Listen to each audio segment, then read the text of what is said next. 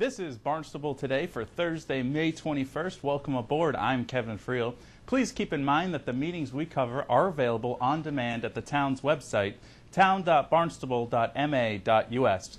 Memorial Day weekend is almost here, and as the town's beaches and recreation facilities prepare for the festive side of the weekend, Barnstable Senior Center will host a ceremony marking the importance of the holiday.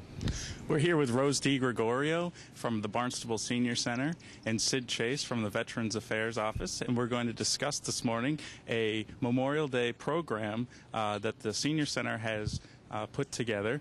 Rose, could you start us off with telling us what is going on tomorrow?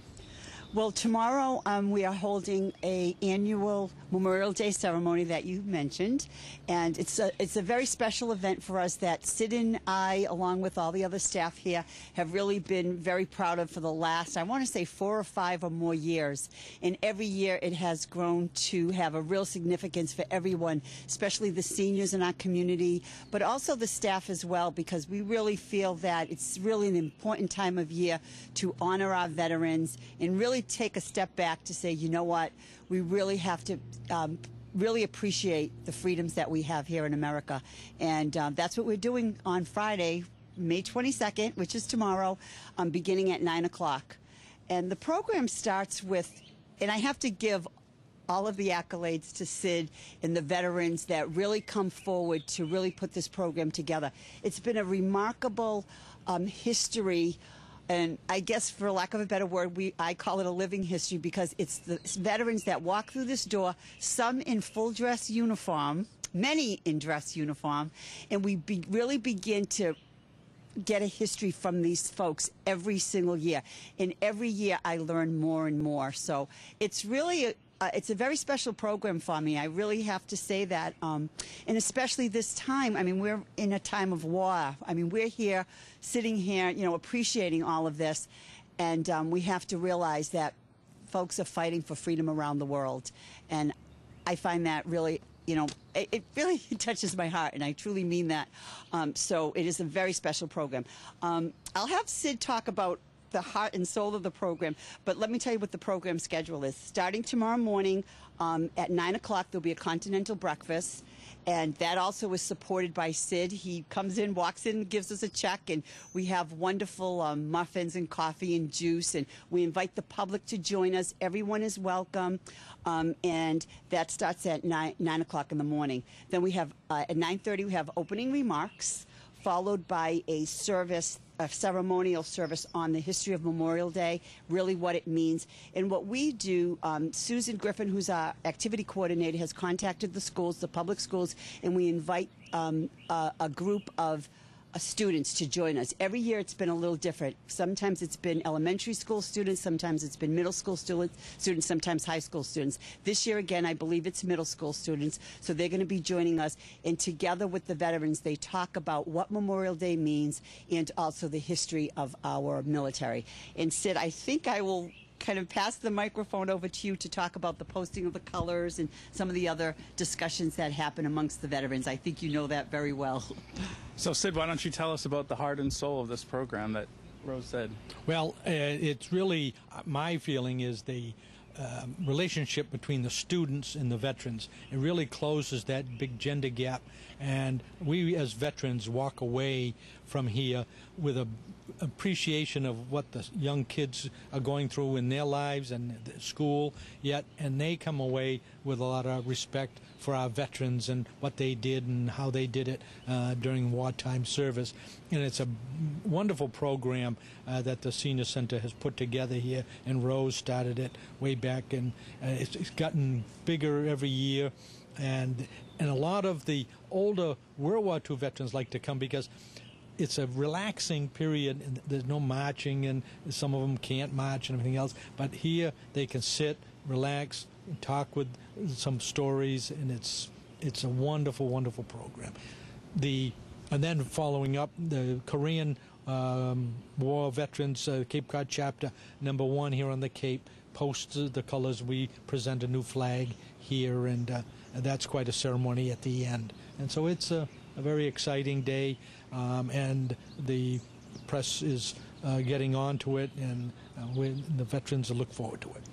Great. Rose, could you tell me, earlier we had a little discussion about some of the stories that kind of come out where people are totally unaware of the sacrifices that some people have made. Could you just tell us a little bit about that little story you told me? Sure. I was sharing with Kevin earlier.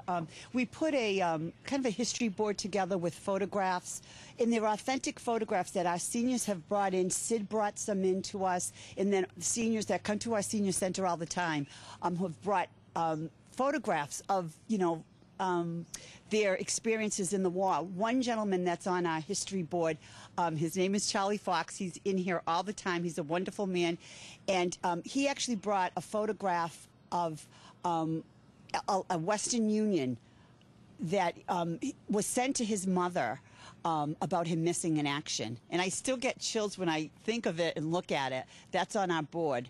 And so it's a historical perspective of really what the experiences were during World War II, the Korean War.